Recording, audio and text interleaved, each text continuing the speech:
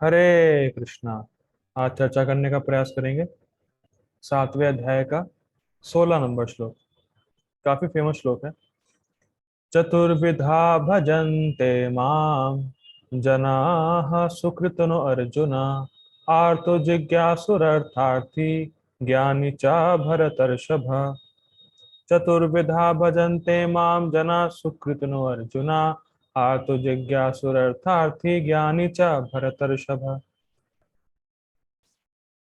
तो पिछले श्लोक में भगवान ने उन 4 लोगों की भर्त्सना करी थी जो भगवान के पास नहीं आते या भगवान के शरण ग्रहण नहीं करते। ठीक।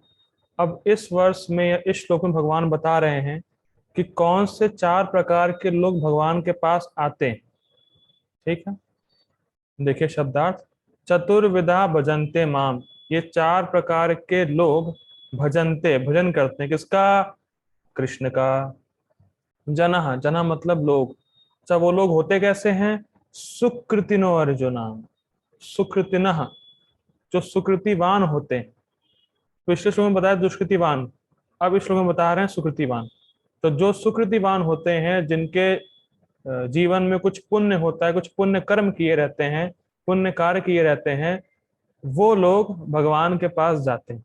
और 4 प्रकार के लोग होते हैं। कौन कौन से? आर्तो, जिज्ञासु, अर्थार्थी और ज्ञानी।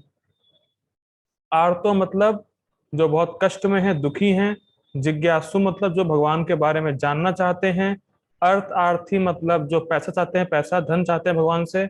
और ज्ञानी मतलब जो आत्मा और परमात्मा के संबंध को समझता है या जानता है। तो ये 4 प्रकार के लोग भगवान के पास जाते हैं और ये चारों सुकृतिवान होते हैं। कुछ पुण्य कर्म हो रहा, उनके जीवन में कुछ पुण्य कर्म होता है, पाप कम होते हैं या पाप नहीं होते हैं, इस वजह से वो भगवान के पास जाते हैं। तो कौन से 4 प्रकार के लोग होते हैं? आर्तो, दुखी। जिज्ञासु, जो भगवान के बारे में जानना चाहते हैं। अर्थार्थी, जो धन चाहते हैं। और ज्ञानी, जो आत्मा और परमात्मा के संबंध को समझता है। ठीक। बहुत सिंपल श्लोक है आज का। देखिए अनुवाद। हे भरत श्रेष्ठ, 4 प्रकार के पुण्य आत्मा सुकृतिवान मेरी सेवा करते हैं। आर्थ, जिज्ञासु, अर्थार्थी तथा ज्ञानी। ठीक। गीता भूषण टीका। देखिए लिंक क्या है। मान लीजिए अर्जुन प्रश्न करें कि आपने कहा 4 प्रकार के लोग आपकी शरण में नहीं जाते, तो क्या कोई नहीं जाता क्या आपके पास? आपके पास कोई आता ही नहीं है क्या? तो देखिए इस पे क्या है। अर्जुन मान लीजिए प्रश्न करे, तो फिर आपकी शरण में कौन आते हैं? जब वो लोग नहीं, 4 प्रकार के लोग नहीं आते हैं, तो कोई नहीं आता क्या? कौन आते हैं फिर? तो अब भगवान उत्तर दे रहे हैं, जो वास्तविक ज्ञानी है और वर्ण आश्रम के अनुसार अपने नियत कर्मों में लगे रहते हैं और जिनका मेरे प्रति प्रेम है, वे मेरी पूजा करते हैं। देखिए इसको समझिए। देखिए, देखिए जो वर्णाश्रम का पालन करते हैं, जो वर्णाश्रम वाले लोग होते हैं, उनके जीवन में स्वाभाविक ही पुण्य होता है और पाप बहुत कम होता है। क्योंकि वो अपने वर्णों के हिसाब से और आश्रम के हिसाब से कर्म करते हैं, तो उनको ज्यादा पाप करने की जरूरत है नहीं। अपने स्वभाव के हिसाब से वो लगे हुए हैं और कार्य करते हैं, तो उनके जीवन में पुण्य रहता है। पाप बहुत न्यूनाधिक मतलब कम रहता है। ठीक। तो उनको स्वाभाविक रूप से भगवान के प्रति कुछ प्रीति रहती है, कुछ श्रद्धा रहती है, कुछ प्रेम रहता है, तो वो भगवान के पास आते हैं। जो वर्णाश्रम का पालन कर रहे हैं वो कुछ पुण्यवान है, तो पुण्य होने की वजह से उनको भगवान के प्रति कुछ श्रद्धा है या प्रेम है, तो वो भगवान के पास जाते हैं अगर वो इन 4 सिचुएशन में फंस गए। मतलब अगर वो जिज्ञासु हैं, अगर वो अर्थार्थी हैं, अगर वो आर्थ हैं, या तो वो ज्ञानी, तब वो भगवान के पास जाते हैं। ये जो हम लोग पढ़ रहे हैं, ये दिखा रहा है सुकृतिवान का मतलब। कि सुकृतिवान मतलब जो वर्णाश्रम का पालन कर रहा है, नियत कर्मों में लगा हुआ है और कुछ श्रद्धा, कुछ प्रेम है अगर उसके पास, उसके जीवन में, तब वो अगर उन 4 सिचुएशन में फंसता है, मतलब आर्थ होता है, जिज्ञासु होता है, अर्थार्थी होता है, ज्ञानी होता है, तब वो भगवान के पास जाता है। ठीक है। देखिए आप देख सकते हैं इसको अपने जीवन में कि सारे दुखी लोग भगवान के पास नहीं जाते और सारे पैसे चाहने वाले भगवान कृष्ण के पास नहीं जाते। तो कुछ सुकृति होना जरूरी है, कुछ भगवान कृष्ण में श्रद्धा या प्रेम या इंक्लिनेशन होना जरूरी है, तब वो जाएगा। वरना सारे दुखी लोग भगवान कृष्ण के पास जाते, अन्य देवताओं के पास नहीं जाते। सारे पैसे चाहने वाले, धन चाहने वाले भगवान कृष्ण के पास नहीं जाते, कुछ और देवता के पास जाते हैं। तो इसलिए जब वो सुकृतिवान होंगे और इन तीन गुणों से युक्त होंगे, भगवान पर श्रद्धा होगी, भगवान थोड़ा प्रेम होगा, भगवान की पूजा करेंगे, तब वो भगवान के पास जाएंगे। ठीक। अन्यथा सारे दुखी लोग, सारे पैसा चाहने वाले लोग, सारे जिज्ञासु सब भगवान के पास जाते, लेकिन ऐसा होता नहीं। ठीक। नोट, ऐसा प्रतीत होता है कि ये चार ना तो परिनिष्ठ हैं और ना सनिष्ठ। तो परिनिष्ठ भक्त कौन होते हैं? अपूर्व प्रभु जी, भूल गए होंगे आप।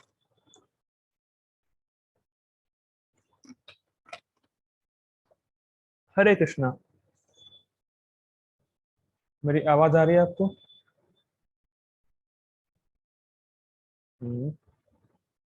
अपूर्व प्रभु जी, आपको मेरी आवाज नहीं आ रही है? पता नहीं। ठीक है, आयुषी माता जी, परिनिष्ठ भक्त कौन होते हैं? प्रभु जी जिन्हें वर्णाश्रम में वो श्रद्धा होता है। जी पता नहीं, मैं समझ नहीं पाया क्या कहा आपने। देखिए परिनिष्ठ भक्त वो, जी माता जी आप रिपीट करना है। प्रभु जी जिन्हें वर्णाश्रम में श्रद्धा होता है। वो सनिष्ठ होते हैं। परिनिष्ठ मतलब जिसको भक्ति में श्रद्धा होती है, जिसका साधन भक्ति होता है, और वो वर्णाश्रम के कर्तव्यों को बाहरी रूप से करता रहता है। और सनिष्ठ मतलब जिसको वर्णाश्रम में श्रद्धा है और भक्ति को बाह्य तौर पे करता रहेगा। ठीक है। तो ये चार प्रकार के लोग ना तो परिनिष्ठ हैं पूरी तरीके से, और ना सनिष्ठ हैं। ठीक। परंतु कई जन्मों के उपरांत परिनिष्ठ हो जाते हैं। तो परिनिष्ठ इसलिए हो जाते हैं क्योंकि वो भगवान की भक्ति में लग जाते हैं, भगवान का भजन करने लग जाते हैं। ठीक। आगे पढ़ते हैं। यह चार प्रकार के होते हैं। कुछ आर्थ अर्थात आप आपदाग्रस्त होते हैं, जैसे शत्रु के द्वारा पीड़ा प्राप्त होने आदि। मतलब किसी शत्रु से कुछ मारपीट हो गई, तो लड़ाई झगड़ा हो गया, तो दुखी हो गए, तो ऐसे आर्त लोग भगवान के पास जाते हैं। ठीक। ये अपने दुखों की निवृत्ति चाहते हैं। गजेंद्र इसके उदाहरण है। हम जानते हैं गजेंद्र मोक्ष को, जानते हैं कथा को। तो गजेंद्र को एक मगरमच्छ ने पकड़ रखा था। तो 1000 साल संघर्ष करने के बाद भी गजेंद्र अपने को छुड़ा नहीं पाया, तब उसने भगवान को बुलाया, तो भगवान आ गए, तो वो हो गया आर्थ। ठीक। अन्य अन्य आत्मा को शरीर से पृथक देख पाने वाले ज्ञान के विषय में जिज्ञासु हैं। शौनक आदि ऋषिगण इसके उदाहरण है। देखिए शौनक आदि ऋषि जो थे, वो पहले कर्म मार्ग में थे। आप पढ़ेंगे भागवतम, तो जब वो नैमिषारण्य में यज्ञ करने के लिए गए थे, तो यज्ञ वो करने गए थे स्वर्ग प्राप्ति के लिए। तो जब वो यज्ञ कर रहे थे, तो स्वर्ग प्राप्ति के लिए कर रहे थे। तो उनकी श्रद्धा कर्म कांड में थी, शौनक आदि ऋषि की। लेकिन जब उन्होंने रोम हर्षण सूत, जो सूत गोस्वामी के पिता हैं, उनसे कथा सुनी, तब उनको आध्यात्मिक विषय में जानने में रुचि हुई कि शरीर क्या है, आत्मा क्या है।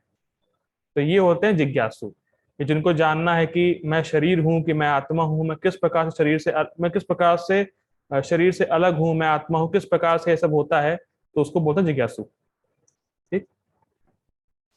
अन्य कुछ धन यथा राज्य आदि की इच्छा रखते हैं, अर्थार्थी। ध्रुव महाराज इसके उदाहरण है, स्पष्ट है। ठीक।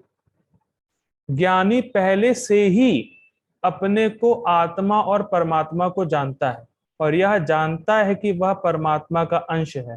श्रीला सुखदेव गोस्वामी इसके उदाहरण है। इस ज्ञान के आधार पर कि जीव भगवान का अंश है, तो भगवान की सेवा ही करना उसका परम कर्तव्य है। तो वो जानता है, इसलिए भगवान के पास आता है। ठीक। भगवान की सेवा करनी ही चाहिए। ठीक। इन चारों में पहले तीन सकाम भक्त हैं। पहले तीन कौन से? आर्थ, जिज्ञासु और अर्थार्थी। ठीक। ये तीन जो है सकाम भक्त हैं, क्योंकि इनकी कुछ अच्छा है। परंतु ज्ञानी निष्काम है। क्यों निष्काम है? क्योंकि वह समझ गया है कि मैं कृष्ण का अंश हूं, और जो जीव का स्वभाव है वो है कृष्ण की निष्काम सेवा करना। तो इसीलिए वो निष्काम हो चुके, उसके पास ज्ञान है। ठीक। जिज्ञासु को आर्त। हाँ, ये इंटरेस्टिंग है। अब आपने श्लोक देखा होगा, देखिए श्लोक में क्या है। देखिए श्लोक में है आर्तो जिज्ञासु अर्थार्थी। तो अर्थार्थी और आर्तो के बीच में जिज्ञासु को रखा गया है। तो ऐसा क्यों रखा गया, देखिए इसका एक्सप्लेनेशन दे रहे हैं बलदेव विद्याभूषण। देखिए जिज्ञासु को आर्त और अर्थार्थी के बीच में रखा गया है। इसका तात्पर्य यह है कि भविष्य में यह दोनों जिज्ञासु हो जाएंगे। जब देखेंगे कि दुख की निवृत्ति के बाद भी दुख आ रहा है और धन के बाद भी दुख आ रहा है, तो भैया कुछ इससे ऊपर क्या है, तब वो जिज्ञासा करेंगे। ठीक है। गोपाल जी का purport by his divine grace AC भक्तिदान स्वामी श्रील प्रभुपाद की जय।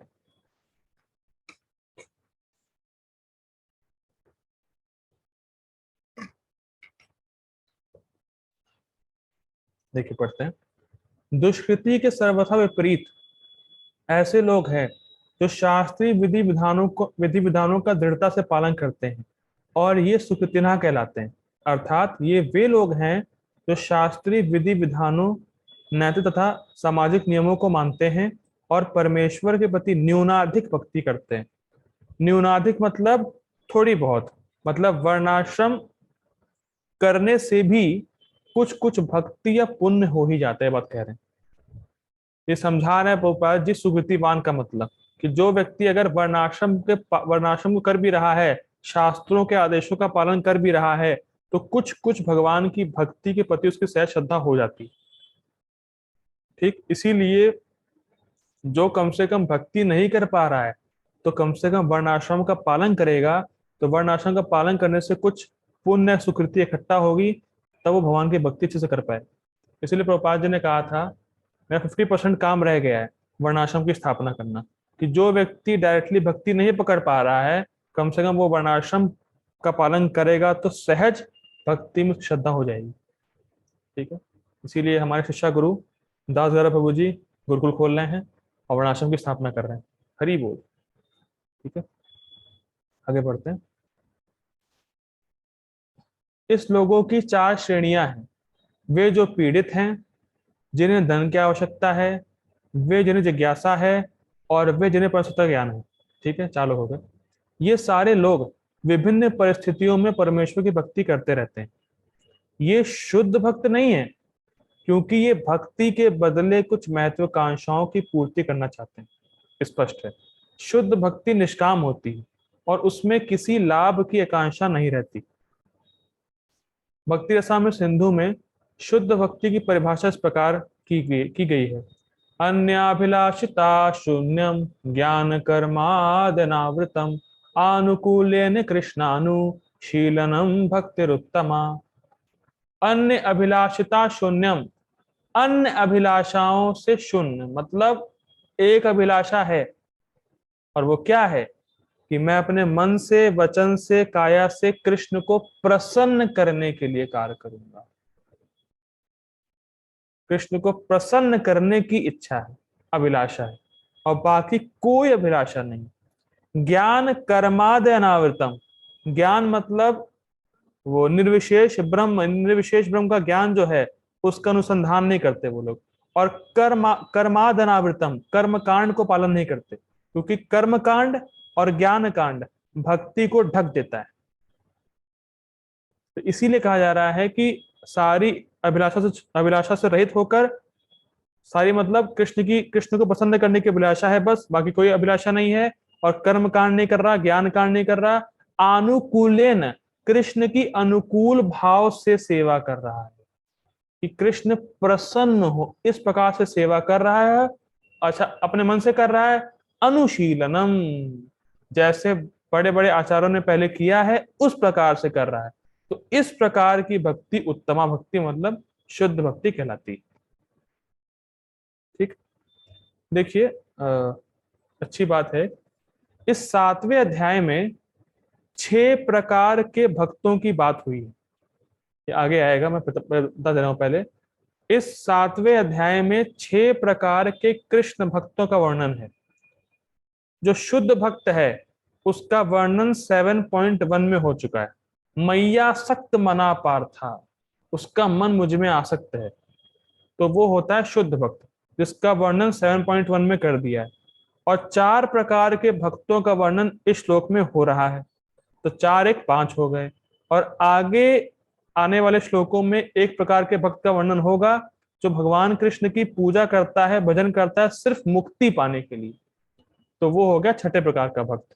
तो इस 7वें अध्याय में 6 प्रकार के भक्तों का वर्णन हुआ है। शुद्ध भक्त का वर्णन 7.1 में हुआ है, 4 लोगों का वर्णन इस श्लोक में हुआ है, और एक जो बचा हुआ छठा भक्त है उसका आगे अंदर श्लोक में हो जाएगा। ठीक है, तो 6 प्रकार का भक्तों का वर्णन इस अध्याय में हुआ है। और ये जो 4 प्रकार के भक्त आप पढ़ रहे हैं, जो 4 हैं, ये सिर्फ कृष्ण के पास ही जाते हैं। ये इनके पास ये क्वालिटी, स्पेशल क्वालिटी वाला ये भक्त हैं। ऐसा नहीं कि पैसा चाहिए आज कृष्ण के पास, कल दुर्गा माँ के पास, फिर शिव जी के पास, नहीं, ये स्पेसिफिकली कृष्ण के पास ही जाएंगे। दुख है कृष्ण के पास, पैसा चाहिए कृष्ण के पास, जिज्ञासा कृष्ण के पास, ज्ञानी कृष्ण के पास। तो ये जो 4 प्रकार के भक्त हैं कृष्ण के पास ही जाते हैं बस। ठीक है, स्पेशल क्वालिटी है ये। ठीक है, पढ़ते हैं अनुवाद। मनुष्य को चाहिए कि परमेश्वर कृष्ण की दिव्य प्रेम भक्ति किसी सकाम कर्म अथवा मनोधर्म द्वारा भौतिक लाभ की इच्छा से रहित होकर करे, यह शुद्ध भक्ति कहलाती है। स्पष्ट है। जब ये 4 प्रकार के लोग परमेश्वर के पास भक्ति के लिए आते हैं और शुद्ध भक्त की संगति से पूर्णतया शुद्ध हो जाते हैं, तो ये भी शुद्ध भक्त हो जाते हैं। ठीक, जहां तक दुष्कृतियों का प्रश्न है, उनके लिए भक्ति दुर्गम है, क्योंकि उनका जीवन स्वार्थपूर्ण, अनियमित तथा निरुद्देश्य होता है। स्वार्थपूर्ण मतलब मैं सेंटर में रहूं, कृष्ण को सेंटर में नहीं रखना और इंद्रिय भोग करना है, वही जीवन का लक्ष्य है, तो ये हो गया स्वार्थपूर्ण। अनियमित मतलब देखिए, नियम, कोई भी जब नियम बनता है और कोई व्यक्ति जब नियम पालन करता है, तो नियम पालन करने के पीछे का उद्देश्य ये है कुछ श्रेय की प्राप्ति करना। तो जब इनको अपना श्रेय ही नहीं पता है, तो नियम पालन करने की तो बात ही खत्म हो गई। नियम का मतलब ही ये है कि मैं जो भी पालन कर रहा हूं वो भले मुझे अभी अच्छा ना लगे, लेकिन मेरे लिए अच्छा है। तो ये लोग कोई नियम पालन नहीं करते शास्त्र का, और इनको अपना श्रेय भी नहीं पता श्रेय है क्या वास्तव में। ठीक, और निरुद्देश्य मतलब वो ये कभी प्रश्न नहीं करते कि ये जीवन जिया क्यों जाए, मेरा जन्म क्यों हुआ और किस लिए हुआ, और ये आंखें कान किसने दिया, किस चीज के लिए दिया, किस उद्देश्य के लिए दिया, उनको कोई प्रश्न नहीं है। उनका जो उद्देश्य है जीवन का टोटली वेस्ट है। ठीक, ये होते हैं दुष्ट। किंतु इनमें से भी कुछ लोग शुद्ध भक्त के संपर्क में आने पर शुद्ध भक्त बन जाते हैं। ये तो हम देख ही रहे हैं कि हमारा मूवमेंट शुरू होने से पहले जितने भक्त आज हैं, सब हिप्पीज थे, दुष्ट थे, लेकिन प्रभुपाद जी एंटर किए, प्रभुपाद जी की संगति से आज कितने शुद्ध भक्त हमारे इस्कॉन में, प्रभुपाद जी की कृपा है। तो ऐसे लोग भी अगर शुद्ध भक्त का संग कर लेते हैं तो वो भी शुद्ध भक्त बन जाते हैं। ठीक है, जो लोग सदैव सकाम कर्मों में व्यस्त रहते हैं, वे संकट के समय भगवान के पास आते हैं और तब वे शुद्ध भक्तों की संगति करते हैं तथा विपत्ति में भगवान के भक्त बन जाते हैं। बड़ा सुंदर गोपाल जी बोले, देखिए क्या मतलब है।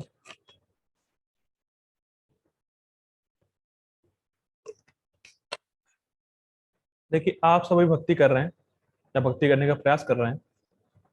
मान लीजिए आपके पास कोई दुखियारा है, दुख का क्या ठेला लेके आए, ठेला मतलब वो लेके आए, दुख का अपना पोटरी लेके आए, आपसे कहे भाई साहब प्रभु जी बहुत दुख है, अरे जीवन में दुख ही दुख है भैया, क्या किया जाए। तो अब आपके पास आ गया है, आप कुछ भक्ति कर रहे हैं, भक्ति करने का प्रयास कर रहे हैं, तो आप सबसे पहले ये उपदेश देंगे, जहां तक मुझे लगता है, चांट हरे कृष्णा। आप वो चैंटिंग करने के लिए कहेंगे। ठीक, बहुत सुंदर है। और अगर वो आपके पास दुख लेके आया है तो इसका मतलब वो भगवान के एजेंट के पास आ गया है।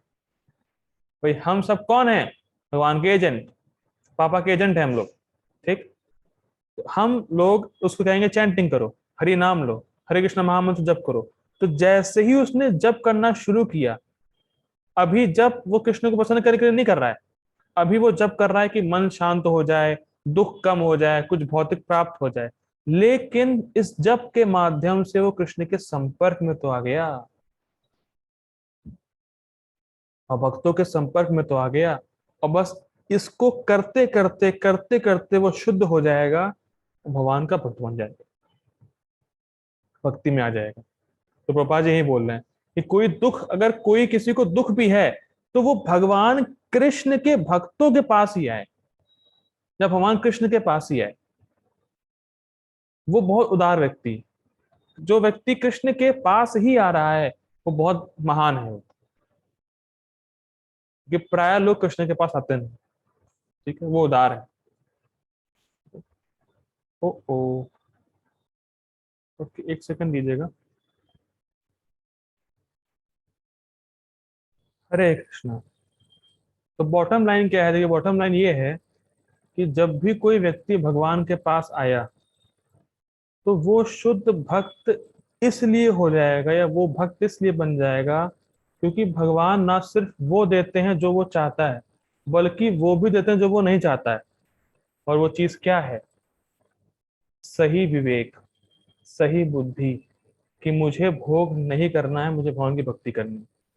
तो ये बुद्धि या ये विवेक सिर्फ कृष्ण ही देते हैं। जो कृष्ण के पास भले ही कोई भी इच्छा से आए, अकामा सर्व कामो वा, कोई भी इच्छा से लेके आए, गंदी से गंदी इच्छा भी लेके आए, लेकिन कृष्ण के पास आया है तो कृष्ण शुद्ध कर देंगे और उसको ये एहसास दिला देंगे उसके हृदय में कि भोग करना अच्छा नहीं है, भगवान की भक्ति करना अच्छा है। तो यही अंतर है एक देवता में और भगवान में। तो अगर भगवान के पास आया है तो भक्त बन जाएगा, और भले किसी भी इच्छा से आया हो। लेकिन अगर नाम जप करना शुरू कर दिया है, एक बार भी उसने कृष्ण नाम बोला है, बस भगवान की नजर उस पर पड़ गई है, भगवान छोड़ेंगे नहीं उसको। ये बहुत बड़ा उपकार आप कर सकते हैं, किसी को हरि नाम मतलब लेने के लिए कह सकते हैं कि हरि नाम लो। ये बहुत बड़ा उपकार हो जाएगा, भले किसी भी इच्छा से ले हरे कृष्ण महामंत्र, वो कोई दिक्कत नहीं। लेकिन एक बार लेना शुरू कर देगा, फिर भगवान की हेडेक है वो, भगवान संभाल लेंगे उसको। ठीक, आगे पढ़ते हैं। जो बिल्कुल हताश है वे भी कभी कभी शुद्ध भक्तों की संगति करने आते हैं और ईश्वर के विषय में जानने की जिज्ञासा करते हैं। इसी प्रकार शुष्क चिंतक जब ज्ञान के प्रत्येक क्षेत्र से हताश हो जाते हैं तो वे कभी कभी ईश्वर को जानना चाहते हैं और वे भगवान की भक्ति करने आते हैं। ठीक है, ये उदाहरण दे सकते हैं हम लोग। चलिए आगे पढ़ते हैं, पहले बताता हूँ। इस प्रकार ये निराकार ब्रह्म तथा अंतर्यामी परमात्मा के ज्ञान को पार कर जाते हैं और भगवत कृपा से या उनके शुद्ध भक्ति कृपा से उन्हें साकार भगवान का बोध हो जाता है। इसका उदाहरण है चार कुमार। ये जो चार कुमार थे, जो ब्रह्मा जी के ही बेटे हैं, उससे प्रथम प्रथम चार बेटे हैं। तो चार बेटे निराकार ब्रह्म की उपासना करते थे, लेकिन ब्रह्मा जी की कृपा से फिर उन्होंने उनको भगवान के रूप का बोध हो गया, तो भगवान के भक्त बन गए वो, और महाजन में आ गए। ठीक, आगे पढ़ते हैं। कुल मिलाकर बात क्या है? कुल मिलाकर जब आर्थ, जिज्ञासु, ज्ञानी तथा धन की इच्छा रखने वाले समस्त भौतिक इच्छाओं से मुक्त हो जाते हैं और जब वे भली भांति समझ जाते हैं कि भौतिक आसक्ति से आध्यात्मिक उन्नति का कोई सरोकार नहीं है, तो वे शुद्ध भक्त बन जाते हैं। This is the definition of शुद्ध भक्ति। कि चाहे कोई भी कैसे भी एंटर करे, लेकिन एंड में क्या होगा, उसकी भौतिक आसक्ति छूट जाएगी और उसको समझ में आने लगेगा कि भौतिक कुछ भी मांगने से या भौतिक कुछ भी सुविधा मिलने से मेरा आध्यात्मिक उन्नति से कोई लेना देना नहीं। तब उसकी धीरे धीरे भौतिक आसक्ति जो है वो सब छूट जाती। ये मेन बात ये है। भगवान कृष्ण के पास आने से, भगवान कृष्ण के भक्तों के संग करने से व्यक्ति धीरे धीरे समझ जाएगा कि भौतिक इच्छा रखना गलत है, क्योंकि भौतिक इच्छा से मैं कभी सुखी नहीं हो पाऊंगा, क्योंकि मैं आत्मा हूं। और आत्मा की जो उन्नति, मतलब आत्मा का जो कृष्ण से प्रेम जागृत होना है, वो किसी भी भौतिक अवस्था पे डिपेंड नहीं करता। तो उसकी भौतिक आसक्ति छूट जाती है और तब वो शुद्ध भक्त बन जाता है। ठीक। जब तक ऐसी शुद्ध अवस्था प्राप्त नहीं हो लेती, तब तक भगवान की दिव्य सेवा में लगे भक्त सकाम कर्मों या सांसारिक ज्ञान की खोज में अनुरक्त रहते हैं। कौन सी अवस्था? कि इस जगत की भौतिक चीज मुझे सुखी नहीं कर सकती, तब ऐसी अवस्था नहीं आती है, तब तक व्यक्ति कर्म मार्ग और ज्ञान ज्ञान मार्ग में लगा ही रहता है। वो छोड़ना उसको थोड़ा मुश्किल रहता है। ठीक। अतः शुद्ध भक्ति की अवस्था तक पहुंचने के लिए मनुष्य को इन सबों को लांघना होता है। मतलब भौतिक आसक्ति, कर्म मार्ग, ज्ञान मार्ग, इन सबको त्याग कर सिर्फ व्यक्ति भगवान की शुद्ध भक्ति में ही लगा रहे और भौतिक आसक्ति से रहित रहे, तब वो शुद्ध भक्ति के मार्ग पर है और तब वो शुद्ध भक्त है। ठीक है, पापा जी बता रहे हैं। ठीक है, हम लोग यही रुकते हैं आज। ठीक है, हरे कृष्णा। ठीक है, हम लोग करते हैं कंक्लूड एक बार, पूरा सार देते हैं। सार क्या है? सार यही है कि चार प्रकार के सुकृतिवान भगवान के पास आते हैं, और चार प्रकार के लोग हैं: आर्तो, दुखी, जिज्ञासु, जिज्ञासा चाहते हैं, मतलब भगवान के बारे में जानना चाहते हैं; अर्थार्थी, जो पैसा चाहते हैं; और ज्ञानी, जो समझते हैं कि मेरा भगवान से क्या संबंध है। और इसीलिए भगवान कहेंगे कि इन चारों में ज्ञानी मुझे बहुत प्रिय है, क्योंकि वो अभी ज्ञानी है। वो अभी अपना और भगवान का संबंध समझ रहा है कि मैं कृष्ण का अंश हूं, लेकिन उसको भगवत प्रेम प्राप्त नहीं है। वो शुद्ध भक्त नहीं है, लेकिन वो संबंध समझ चुका है कि मैं कृष्ण का अंश हूं, मुझे कृष्ण की सेवा करनी है। मतलब हमारे लेवल पर है, वो ज्ञानी है हम लोग। बेसिकली बात है कि मैं कृष्ण का अंश हूं, मुझे कृष्ण की सेवा करनी है, लेकिन हमें भगवत प्रेम प्राप्त नहीं है। लेकिन भक्तों का संग करते रहेंगे तो फिर हम भक्ति ही करेंगे। इसीलिए भगवान को ज्ञानी बहुत प्रिय रहता है। मतलब हम लोग भक्त हैं, ज्ञानी नहीं है, लेकिन बेसिकली हम लोग भक्ति में ही लगे हुए हैं। लेकिन जो ऐसा ज्ञानी भी है कहीं पे कि उसको पता है कि वो कृष्ण का अंश है, तो जब शुद्ध भक्तों का संग होगा तब वो सिर्फ भक्ति की ही तरफ मुड़ जाएगा। इसीलिए भगवान को वो बड़ा प्रिय है। ठीक है, कल का श्लोक में आने वाला है। ठीक है, हरे कृष्ण। शिल प्रभुपाद की जय। श्री भगवद गीता की जय। हरे कृष्ण।